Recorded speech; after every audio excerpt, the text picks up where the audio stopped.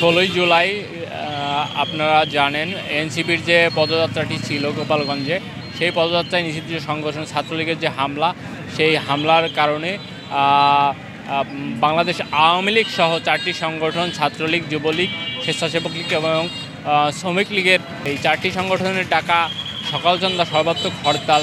সেই হরতালের পরিস্থিতি আমি ফরিদপুর দেখানোর চেষ্টা করব। ফরিদপুরে এখন পর্যন্ত কোনো নাশকতার কোনো ঘটনা ঘটেনি, কোনো ঝটিকা মিছিল আমরা দেখতে পারিনি। বিভিন্ন জায়গায় খোঁজখবর নিয়ে দেখেছি, কোনো অনাকাঙ্ক্ষিত ঘটনা ঘটেনি। আর স্বাভাবিক যে জীবন, মানুষের যে স্বাভাবিক জীবনযাত্রা, সেটা কিন্তু অব্যাহত রয়েছে।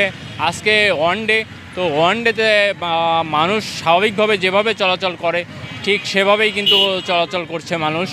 আমরা স্বতঃস্ফূর্তভাবে মানুষের চলাচল দেখতে পাচ্ছি এবং পাশাপাশি মানুষের সাথে কথা বলে যতটুকু জানতে পেরেছি, তাদের মধ্যে কোনো ভীতি বা আতঙ্ক কাজ করছে না কিন্তু এই পর্যন্ত আমরা জানতে পেরেছি। এক কথায় বলা যায় যে ফরিদপুরে জনজীবন চলছে, শান্তিপূর্ণভাবেই চলছে জনজীবন। হরতালের ছিটেফোঁটা লেশমাত্র পর্যন্ত কিন্তু নেই। আমরা দেখতে পাচ্ছি যে হরতালের কোনো প্রভাব কিন্তু ফরিদপুরে পড়েনি, সেটি কিন্তু বলা যায়। সজল মণ্ডল, সারাক্ষণ বার্তা, ফরিদপুর।